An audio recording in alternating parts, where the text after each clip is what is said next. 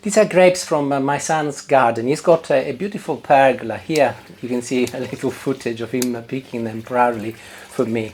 And they're called Catarrato style. They are actually a Sicilian variety. Often people grow them in the UK and they are fine. Look, actually they taste also very sweet. They've got seeds inside, which is very typical for wine making grapes. They're also not very big and the skin is quite tough. The difference between these and what you might buy in supermarkets is that supermarket grapes are bigger, they do not have seeds inside, and also the skin is considerably softer. These are ideal for making wine. Now lots of people grow them in the UK, but they have tried to make wine, and not that they are unsuccessful, but they are more likely to make something closer to vinegar because of the strength. So instead of making wine, I have decided that I'll be making a Vincotto, which is like a syrup, and is really beautiful on top of desserts, even crackers or cheese, or indeed ricotta, which is what I will be trying with later. So he has washed this for me already. I do not know how much they weigh, so I'm going to wash them once again, then I'll weigh them as they are, because I'm really keen to see the yield, how much Vincotto I'll make. So I'll wash them and I'll come back. 4.5 kilo, that is my total weight, including the waste product which I will be disposing of. So the first thing I'll do is to go through and remove the good grape from the bad grape. So what is good and what is bad? So this, for example, is good, although it's a different color green from this green here. That's only because it's a little bit more mature. It's perfectly okay. What I'm watching for are examples like this, where has gone over and is already passed. So those I will go in a separate bowl, and I'll carry on keeping the good ones. So you do not need to fear, by the way. This is a very simple process, very simple recipe, and actually very fun to make. A little patient, but the outcome is definitely worth it. One thing that this is actually is full of memories. And when I was a young lad, my very first experience of picking grapes in Sicily was when I was 15. In Sicily, when I was 15, which is about 42 years ago, it was a good way for young lads to earn pocket money, especially because the grape picking season is in September, early September, throughout until early October. So the weather is still very hot, still summer as far as the weather is concerned, and good opportunity to earn some pocket money. And the very first time I was 15, and my uncle found me this job with this person who had a large vineyard, and yeah, vineyard, that's what they're called. So I'd done it twice in my life, when I was 15 and at the second year. The first time was not a good experience. The second time, the year later, was beautiful. Let me tell you a little bit about the first experience. So, 15-year-old lad, first time, and I used to start very early in the morning, and by 5:30 I was up and washed, and I would jump in my little motorino, which is a little scooter, and I would drive to this little farmyard, which was about half an hour drive, and we would start at 7 o'clock in the morning. And the owner wasn't a very nice man, I have to say. I don't say that very often about people, but this person wasn't very nice. He was abusing the staff, and he was very attached to money, very greedy. And we would start at 7 o'clock, and by then the sun was still very low, and actually it was quite pleasant because it was fresh. But by, say, 9 o'clock, 10 o'clock, mid-morning, temperature were absolutely atrocious, unbearable. Sometimes in Sicily during the month of September you can get temperatures as varying anything between 30-35 degrees to 40 degrees.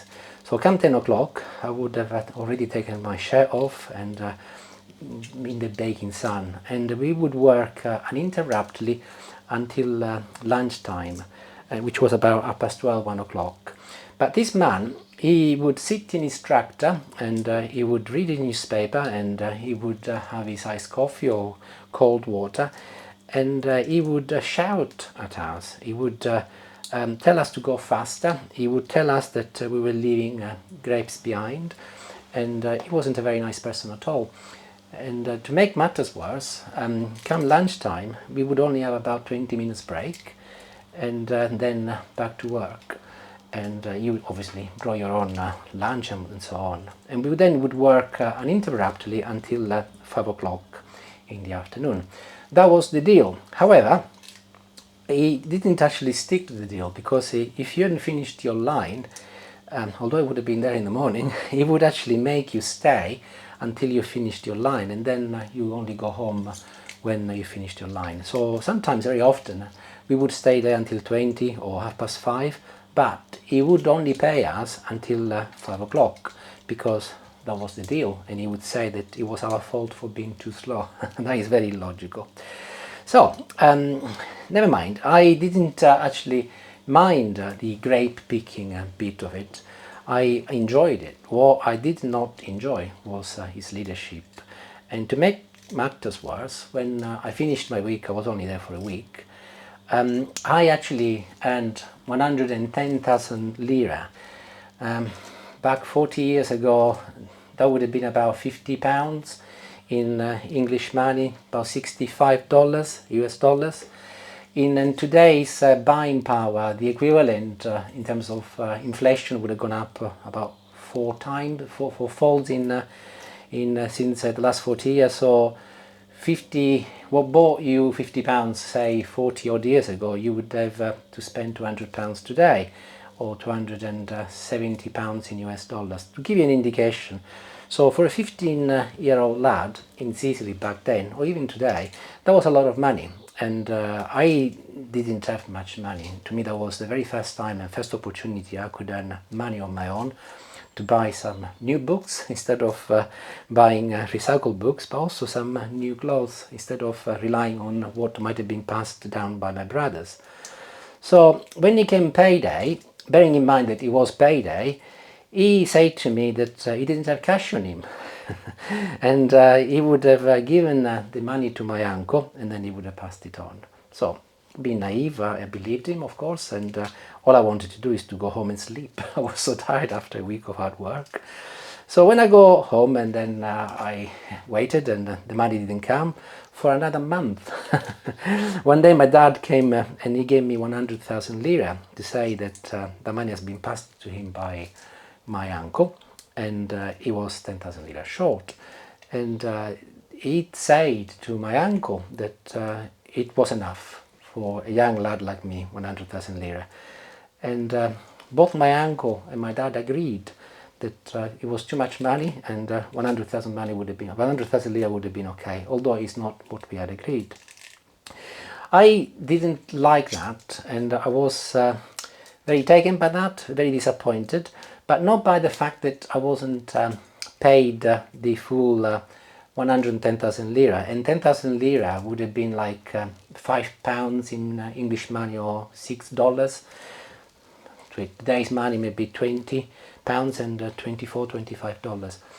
What really upset me was the fact that the adults I trusted, my mom, my dad, and my uncle, didn't stand up to me or for me, and that actually stayed with me. That experience actually marked me to an extent.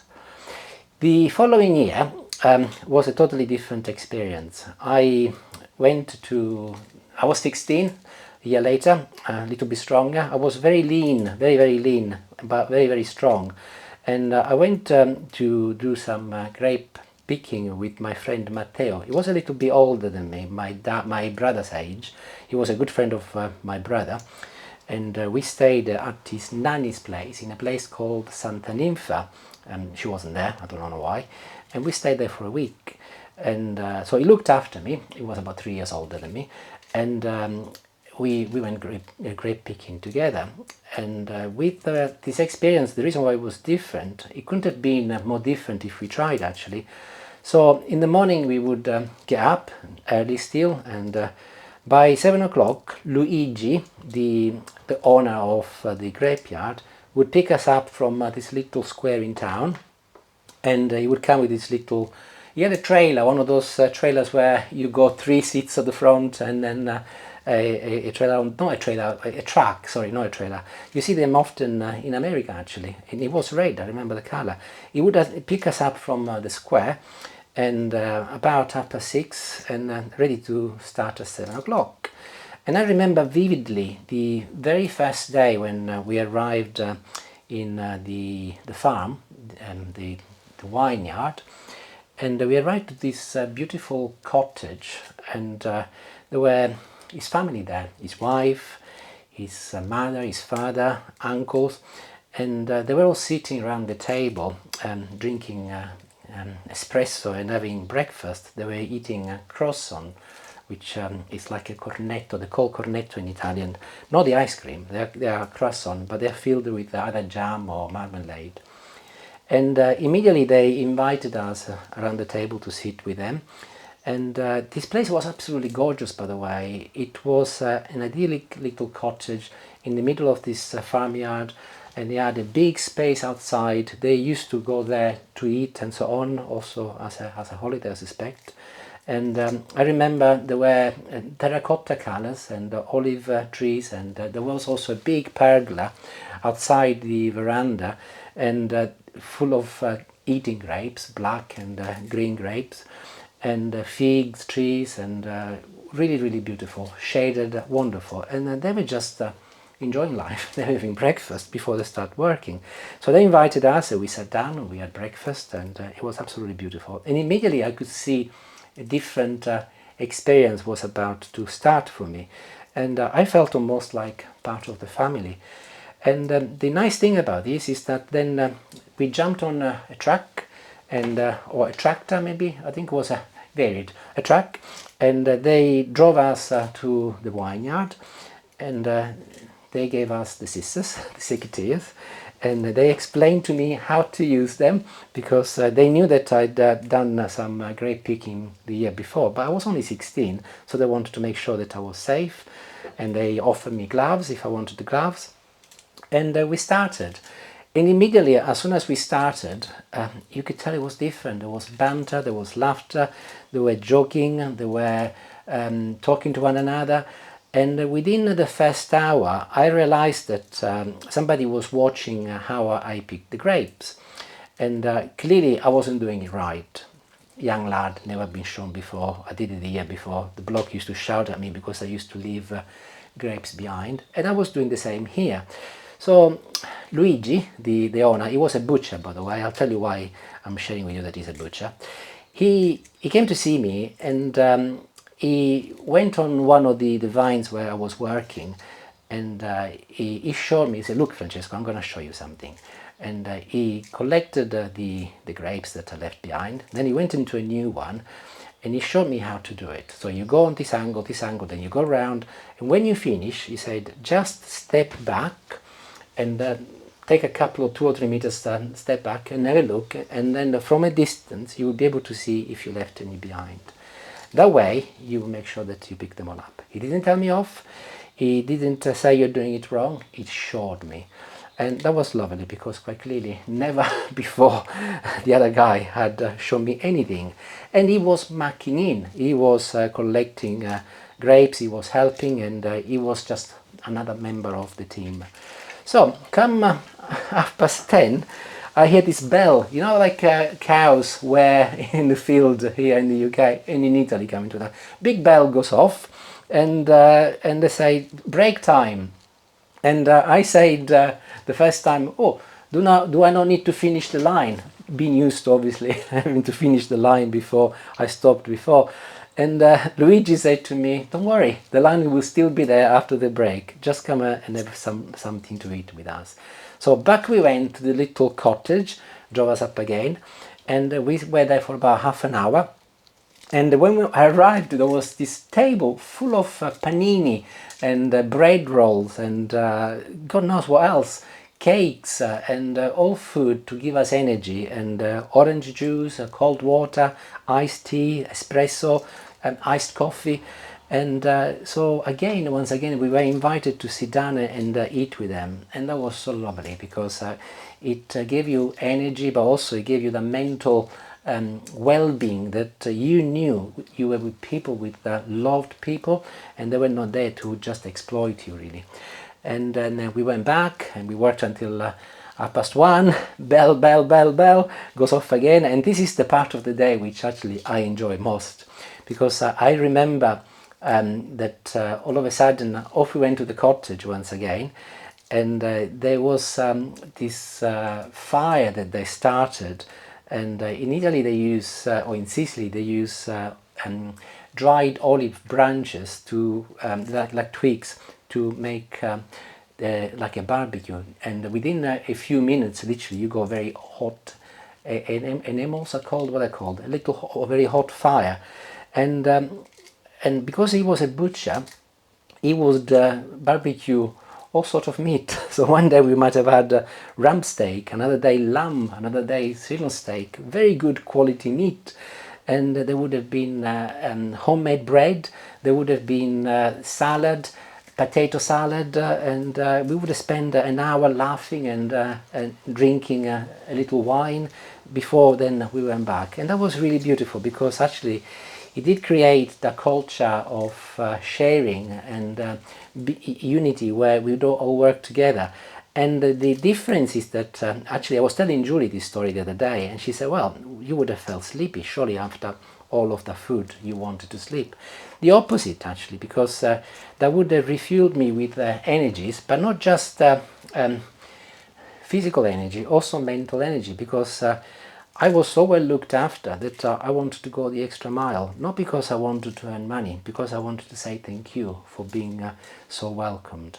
And that was a total different experience, which also stuck with me for different reasons, where actually good leadership is not about exploitation, it's about sharing, and that is a beautiful memory.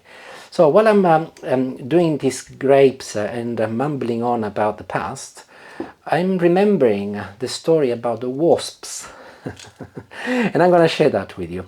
So, wasps, you will know that the moment you eat outside, you are surrounded by wasps. And when I was 12 and I was on the beach, I remember this old fisherman. He was fishing with his cane, and he was refilling his hook with the bait, and he had some worms in his hand.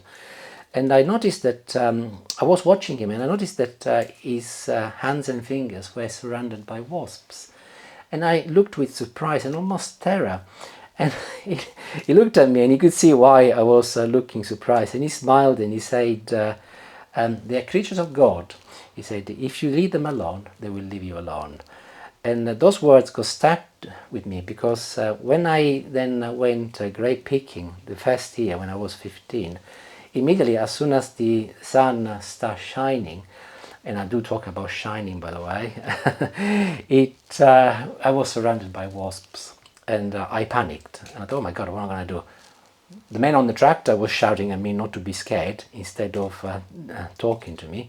But then I remembered the story, the little story with the fisherman, and I came down actually, and I realized that maybe I just ignored them, and it was true. They were crawling all over me. I had effectively this cartelle trough. Cartelle is the name in Italian, full of grapes, and they weigh anything between 20 to 25 kilos to the top. They're quite big. And you put them on your shoulder, and then you got to walk on to this rough track to then reach the tractor and the trailer, where you put them on top of the trailer. And in the meantime, all of the juices from the grapes, they just go all down your neck, and by then obviously your shirt is off, you're just covered in grape juice. Inevitably you are nectar for the wasps. So I had wasps all over me. And it's true, they never stung me once, not ever once, and that's because I kept calm. And ironically, that experience stayed with me, because nowadays, if we're having a barbecue in the garden, and as soon as the food is out, the first thing is that wasps arrive. Julie and the kids, they all start screaming, wasp, wasp. Whereas actually, I tell them, just ignore them, they will leave you alone, and they do. So that is a benefit of having learned about wasps. So if you ever surrounded by wasps, you know what to do. Now, The other thing I want to share with you about grape picking is also the culture, and clearly it was a way when I was young to earn pocket money, and nowadays things have changed. The younger generation don't do it much because they prefer to play on the telephone and do other stuff, I suspect, but it is a dying trade, which is really worrying. But the one thing I wanted to say was the fact that women were also picking grapes, and I remember that they were considerably faster than men, because women can multitask compared to men, and they could talk and work, and but they didn't carry any of those troughs, and so we had to carry their troughs as well, which made it considerably harder for us. But they were really fast, and so I have to say it is one of those things that when you're doing it, you're thinking to yourself, oh my god, this is hard work, and it is hard work, but when you finish, it does make you slightly different, and you learn some life lessons from it. So I'll stop mumbling on, and I'm nearly done. You can see that I have been talking solidly for God knows how long. I'm nearly done, and I'll show you the next step. And I'm ready to move on. I've got a set of scales under my bucket here, so I'll pour this on top first, and I had to have a second bowl as that wasn't big enough. So let's have a look. So 3.95, so I have lost 550 grams in kilo, so that is my waste product. So that is reduction number 1, from 4.5 kilo to 3.950. So next job is to go in with your hands, and very simply, this is a part I love, by the way. I don't know why, maybe it's because it reminds me of winemaking, and literally I'll crush them using my fingers. If you want to wear gloves, it doesn't really matter. The most important thing is to just extract as much juice as possible by doing this with your hands first, and trust me, do it with your hands, it's much more fun. Also, the more crushing you do now, the better it will be later to filter it out. So there is a good return on your time investment. But I think I'm pretty much there. So what next? Here I've got a cloth, a muslin cloth, which is what you also can use if you're making ricotta. So I'll just put on top of my bowl like this. And I'll start moving my crushed grapes inside it like this. I'll fold it back on itself. You can use any cloth, by the way. Obviously make sure that it's something that allows you to squeeze and get the juices out, and squeeze as much as you can. You can see that lovely grape juice is beginning to come out. This is very fine, by the way, so I've got another one here which is not as fine. I want to see if it's easier and if it makes a difference, as I'm experimenting to an extent. So I'll move it over there. Oops, I'm making a mess, never mind. And I'll carry on and see if this is a little bit better. And yes, I can see that it's a little bit better, because the material here is not as fine as the first one, and I can see that it's easier, and more of my grape juice is coming out. So I'm ready to continue with the next batch, so I'll put this here, but I'm not done with this, by the way, in case you're wondering. There is a second process I can follow, and I'll carry on. I'll do the rest, and then I'll show you what I mean by second process. And here is my last batch, and I can just pour everything in now, including the juice which I've extracted, and carry on. And let's take a look. From my unpressing process, I've got a yield of, where is it? I can see it. 1.6 kilo, just under 1.6 kilo. So that is just by doing it by hand. So let me show you what I'll do next. I recently invested in a food mill. This is something that is used to make generally passata in Sicily. So I'm going to use that to see what else I can extract in terms of juice, and see what happens. So I'll start going around, and this will separate even more of my liquid from the solid, but I do need to go with a spoon and push it down to ensure that it's properly processed. You might have gathered that I did not get on with the food mill. I tried it, but it was actually a little bit pathetic. After about 5 minutes that is all that I was able to squeeze out.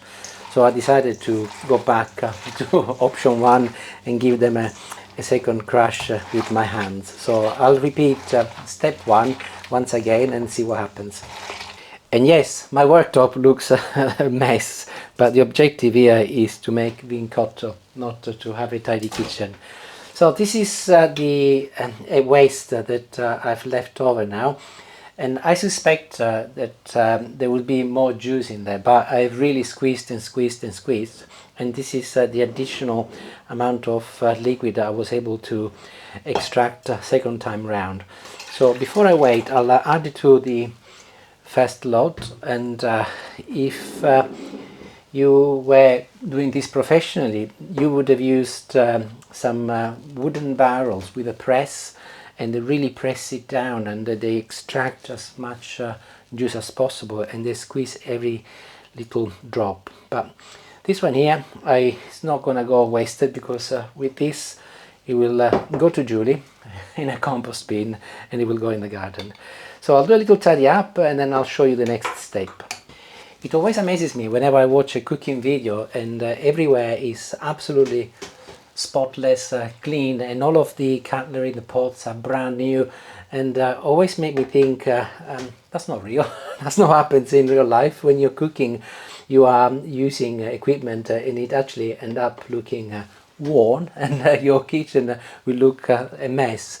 So I think it's just part of what happens nowadays on YouTube videos. This is a step that you can avoid, by the way. The only reason why I'm doing it is because I want to see what the yield is. So I'm putting them on the scales and weighing it once again. So let's have a look. So we have 2.2 kilos, not bad actually, just under 50%, so I'm very pleased with that. So next job is to do this once again. I'll just give this a rinse, and I'm making sure that there are no bits and bobs left over from my previous batch, because this is what is going to be my final product before I start cooking it. And very gently I'm going to sieve it now, so that any seeds or any impurities and skin from the grape, it's filtered out. Very simple, just like this. You can see that there is quite a bit there, and if I just lift it, it's definitely worthwhile doing, because all of this is not necessary. So that can go in here, and got my little pot here, saucepan, and I would advise to use something in stainless steel. I know that in Italy very often they use copper, and I think it's more linked to a tradition, but stainless steel is very neutral. It doesn't release any taste or any flavors, and what you want is the flavor from your grapes. So this is ready, and I'll put it on the hob. What I failed to tell you, by the way, earlier, is that my remuneration with Luigi was 40,000 lira a day. So in the 5 days I worked there, Monday to Friday, I earned 200,000 lira, twice as much as what I was paid the year before. I finished after the first week because I had to go back to school as school started, whereas my friend Matteo, he stayed, and I think he was there for nearly another month. And another nice touch was that once they finished the season, and obviously then you produce the wine. In November is when the wine is ready. They invited both Matteo and us back, Paola and Luigi. Paola was his wife, and we went back to the little cottage, and they treated us to a lovely meal, and more importantly, they shared with us their new wine, and they gave us both a 10-liter big plastic container, which is what they use over there when they go and buy wine from winemaking facility, a bit like water. And they sent us home with that as a gift, so that was a real nice finish. They did actually invite me to go back the following year, and we obviously kept in touch, but I never did go back because Matteo did, I didn't, because by then I'd already started working at my dad's shop, helping delivering white goods, and so I was earning pocket money in a different way, but also I was fitting aerials and so on. So I never went back grape picking, but that was a great experience. So in the meantime, this actually has reached the boil, and I've turned it down. You might have seen it boiling, I'm not sure. I'll just turn it up again because I wanted to show you the foam. So as soon as it starts boiling, you get this foam on top, and using a little strainer, I'm just gently removing. Also, you can use maybe one of those, might be easier, I don't know. But either way, ensure that you go ahead and remove any foamy material. So stay on top of it for about 10 minutes, and I'll see, you can see it's boiling, but I think all of my foam is gone. So I'll turn it down onto very low setting now, number 3, very, very low, and I will leave it with the lid off, and occasionally I'll go back and I'll give it a little stir like this, and it will cook gently for about anything between 3 to 5, 6 hours, depending on how much you're making it. And so what will happen, it will reduce in volume drastically, and the purpose and objective is for it to effectively become like a syrup, and it will also become very concentrated and very sweet. So I'm not going to wait with the camera on for 3 or 6 hours. I will see you once this is ready, and then you will see that the colour will also have changed to a deep and very deep colour, almost reddish. I think it will be reddish, but we will have a look then. So I'll see you in anything between 3 to 6 hours time, and obviously I'll let you know how long it took me. Ciao ciao for now. And I'm back. So it's actually several hours later, but I left it to cook for 3.5 hours, and actually if I show you here, this is the consistency that I'm going to leave it at, and it's a little bit syrupy, but not as liquidy as it was before. If you want it even thicker, just leave it on for longer, but be aware, the longer you leave it on, the sweeter it will become. So the first thing I'll do is to wait, because I want to see how much I've made. So I'll move some in this little jar over here, and that is 430 grams, which will be the same in milliliters, of course. So I'll move that out of the way. And also I've got this dinky little bottle, which we purchased specifically for jobs like this, so it would be a shame not to use it. So 430 plus, let's have a look, 430. Oh, slow down. Ooh. Oh. Oh. So we go 238. Okay, so altogether I've made 800 milliliters or 800 grams of Vincotto, which actually, if you think about it, I started from 2.2 liters once I had obviously pressed it, so the yield is just under a third, which is typical of Vincotto.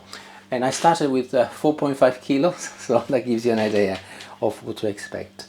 So this one here will be obviously closed, and I will leave it specifically for Christmas, and this one here will be for everyday use.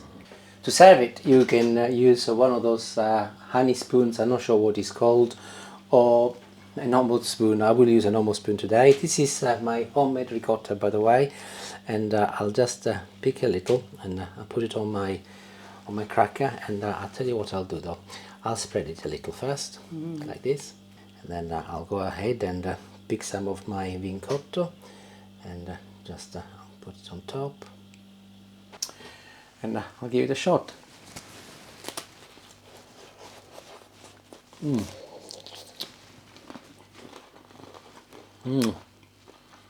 Oh, it's really sweet. It's got a pruny taste about it, and I can see that the thicker the sweeter. It reminds me a little bit of a combination between prunes, but also honey and a liqueur, a very sweet liqueur, but without the alcohol. It's really nice, and you can use this on salads as well. You can put it on anything sweet, or even pancakes if you prefer. It's really, really nice, and homemade, delicious, and this will last a long time, by the way. Even if it's opened, you can leave it in the fridge and up to a year, and especially this one here, it will just last forever, and it's really delicious.